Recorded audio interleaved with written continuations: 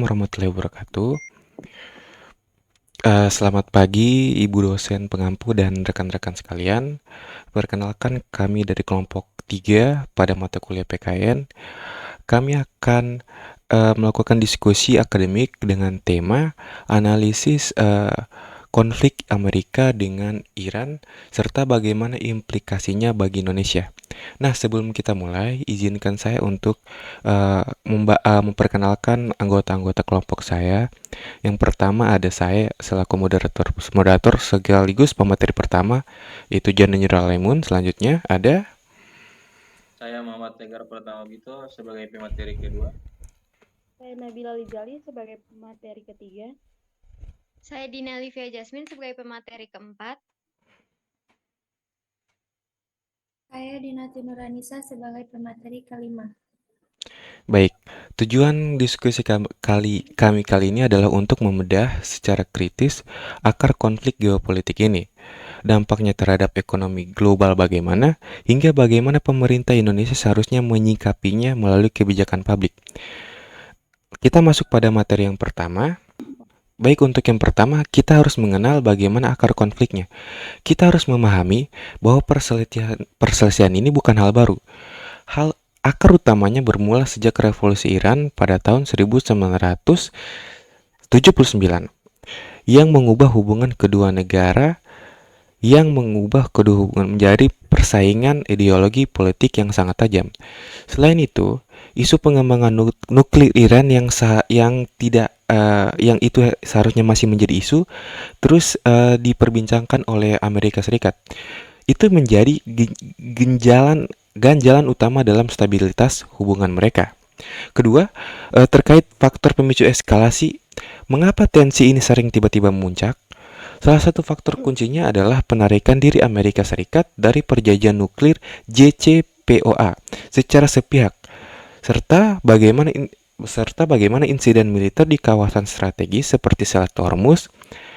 Hal-hal inilah yang membuat konflik ini sering berada di titik yang mendidih. Lalu yang terakhir, yaitu yang ketiga, tentang bagaimana dinamika kekuatan global.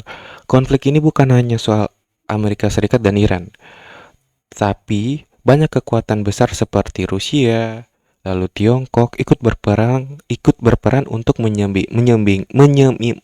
menyeimbangkan dominasi Amerika di Timur Tengah. Inilah yang membuat masalah ini menjadi isu hegemoni global yang kompleks. Selanjutnya yaitu materi kedua. Baik, jadi dari hasil yang dibahas tadi ada terdapat dampak ekonomi yang akan mungkin terjadi, yang dimana yang pertama itu pengaruh terhadap harga minyak dunia, yang dimana konflik antara Amerika Serikat dan Iran ini sangat berpengaruh terhadap harga minyak dunia, karena Iran itu termasuk negara penghasil minyak terbesar, yang dimana di jalur strategis seperti Selat Hormuz itu kalau terjadi ketegangan atau ancaman perang, pasar langsung bereaksi karena takut pasokan minyak terganggu, sehingga harga minyak biasanya naik. Jadi selain itu, sanksi ekonomi dari Amerika Serikat ke Iran juga bikin ekspor minyak Iran berkurang. Akibatnya pasokan di pasar global itu menurun, sementara permintaan tetap tinggi. Jadi harga makin naik, ditambah lagi faktor spekulasi dari investor yang ikut memperparah kenaikan harga. Yang kedua itu implikasi terhadap negara pengimpor seperti Indonesia, yang dimana Indonesia itu sebagai negara pengimpor minyak pasti kena dampaknya kalau harga minyak itu naik, yang dimana biaya impor itu akan jadi lebih mahal, sehingga bisa bikin perdagangan itu terganggu dan ekonomi nasional ikut tertekan. Jadi kenaikan harga minyak juga berpengaruh ke biaya produksi dan transportasi. Akibatnya harga barang-barang ikut naik dan daya beli masyarakat bisa turun. Kalau terus terjadi, kondisi ini bisa memperlambat pertumbuhan ekonomi di dalam negeri. Terus yang ketiga itu potensi dan dampak terhadap inflasi dan APBN. Jadi naiknya harga minyak dunia itu bisa memicu inflasi karena biaya produksi dan distribusi barang akan jadi lebih mahal. Perusahaan biasanya akan menaikkan harga jual sehingga harga kebutuhan sehari-hari itu naik dan masyarakat itu menjadi lebih terbebani. Jadi APBN juga terdampak karena pemerintah itu harus mengeluarkan subsidi energi lebih besar sehingga harga BBM itu tetap stabil. Kalau subsidi naik terus, anggaran negara bisa terbebani, bahkan berpotensi defisit sehingga pemerintah itu harus cari solusi seperti efisiensi anggaran atau penyesuaian kebijakan. Oke, sudah. Selanjutnya akan dilanjutkan pemateri ketiga.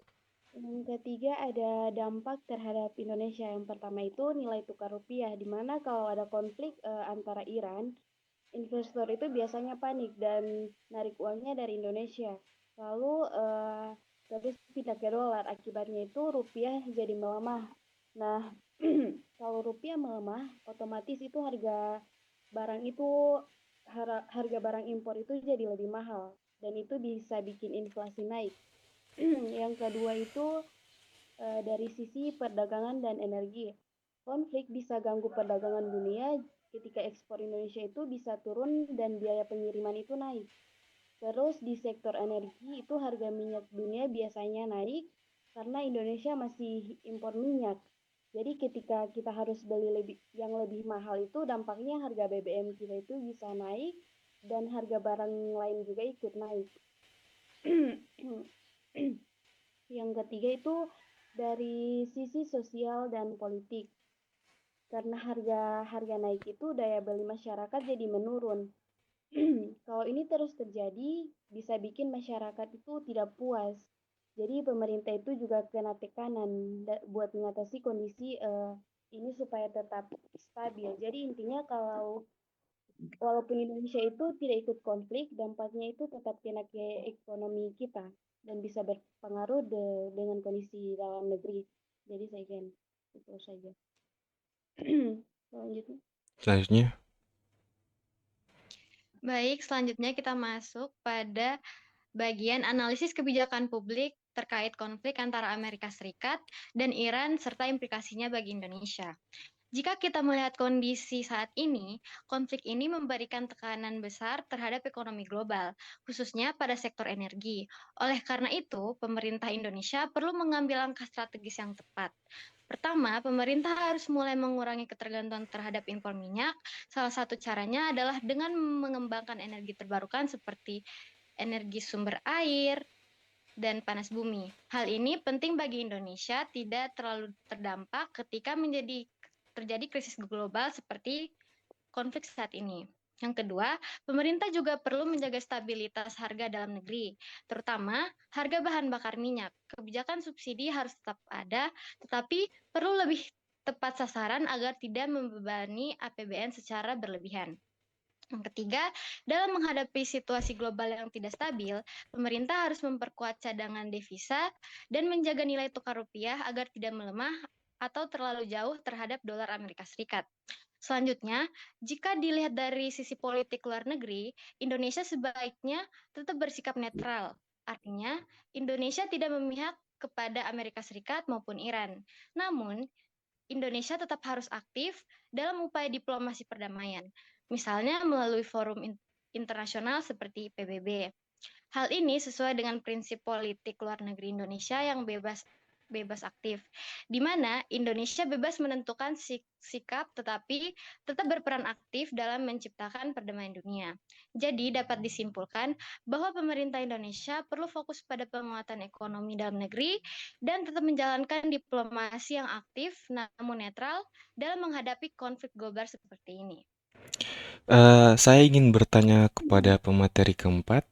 Dalam poin kebijakan publik disebutkan bahwa Indonesia perlu memilih antara bersikap netral atau aktif.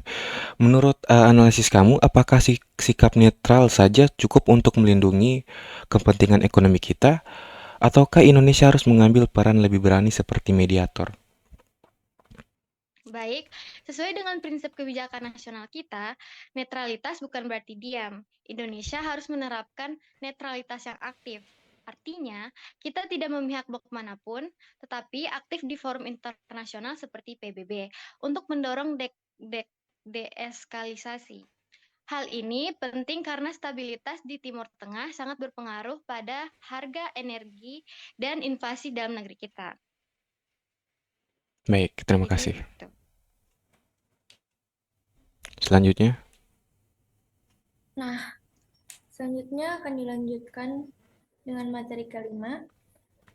Dari argumen di atas tentu saja akan menimbulkan argumentasi kritis. Seperti apakah konflik ini lebih berdimensi ekonomi, ideologi, atau hegemoni global. Menurut saya, konflik antara Amerika Serikat dan Iran tidak bisa dijelaskan hanya dari satu dimensi saja, tetapi merupakan kombinasi dari hegemoni global sebagai faktor utama dengan ekonomi dan ideologi sebagai faktor pendukung. Nah, pertama dari sisi hegemoni global, Amerika Serikat sebagai kekuatan besar dunia memiliki kepentingan untuk mempertahankan dominasi di kawasan Timur Tengah. Nah, kawasan ini sangat strategis karena menjadi pusat produksi energi dunia serta jalur distribusi minyak global seperti Selat Hormuz. Nah, Iran di sisi lain berusaha memperluas pengaruhnya di kawasan melalui jaringan sekutu regional, misalnya di Irak, Suriah, dan Lebanon. Jadi, konflik ini pada dasarnya adalah perebutan pengaruh dan kekuasaan geopolitik. Lalu kedua, dimensi ekonomi. Dimensi ekonomi juga sangat kuat, terutama terkait minyak dan sanksi ekonomi. Data menunjukkan bahwa sekitar 20% perdagangan minyak dunia melewati Selat Hormuz, sehingga setiap ketegangan di wilayah ini langsung berdampak pada harga minyak global. Nah, selain itu, kebijakan sanksi ekonomi yang diterapkan Amerika Serikat terhadap Iran bertujuan menekankan ekonomi Iran sekaligus membatasi pengaruhnya. Artinya, ekonomi menjadi alat sekaligus arena konflik. Lalu ketiga, dimensi ideologi.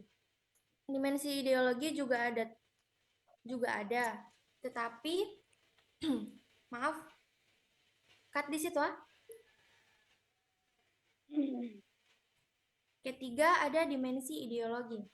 Nah, dimensi ideologi juga ada, tetapi menurut saya bukan faktor utama.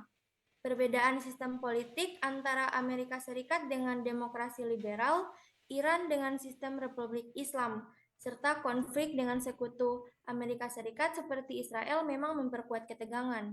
Namun, ideologi lebih berperan sebagai pembenar daripada penyebab utama konflik. Jadi saya berpendapat bahwa konflik ini paling dominan berdimensi hegemoni global, dengan ekonomi sebagai instrumen penting dan ideologi sebagai pelengkap. Kemudian, pendapat kelompok berbasis data dan referensi ilmiah. Menurut kelompok kami, konflik Amerika Serikat Iran merupakan bentuk konflik geopolitik modern yang kompleks, di mana kekuatan besar menggunakan kombinasi militer, ekonomi, dan diplomasi untuk mempertahankan kepentingannya. Nah, secara teoritis, pandangan ini sejalan dengan perspektif.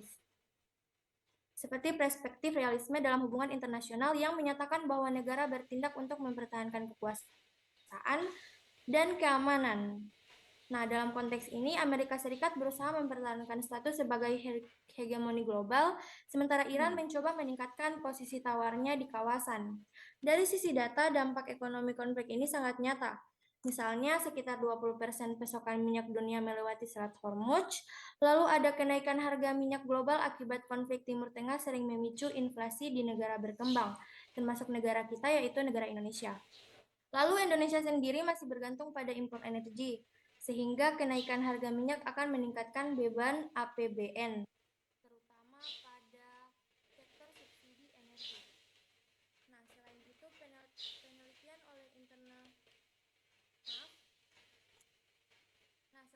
penelitian oleh International Monetary Fund menunjukkan bahwa shock harga minyak dapat menurunkan pertumbuhan ekonomi negara importir energi dan meningkatkan inflasi.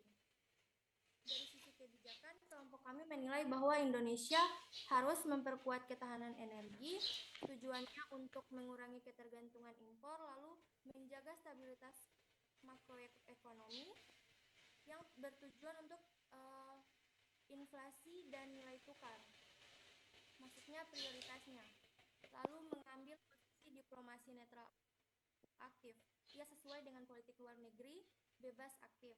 Jadi kesimpulannya Amerika Serikat sampai Iran itu bukan hanya konflik regional tetapi memiliki dampak global yang signifikan. Oleh karena itu, Indonesia perlu meresponnya secara strategis baik dari sisi ekonomi maupun politik. Oke, baik. Pada kesimpulan diskusi pada pertemuan kali ini, konflik ini bukan sekedar perang fisik, tapi benturan kepentingan ekonomi dan hegemoni global yang mengganggu stabilitas energi. Rekomendasi dari kami, Indonesia wajib konsisten pada politik bebas aktif, memperkuat cadangan energi nasional, dan menjaga stabilitas kurs rupiah dari dampak inflasi global. Sekian, terima kasih. Wassalamualaikum warahmatullahi wabarakatuh.